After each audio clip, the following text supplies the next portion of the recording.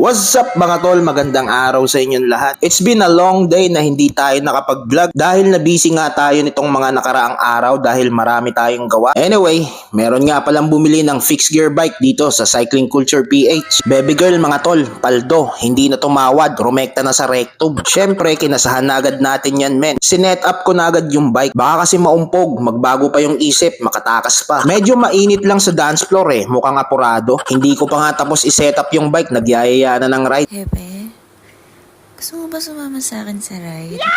Oh my God! Wow!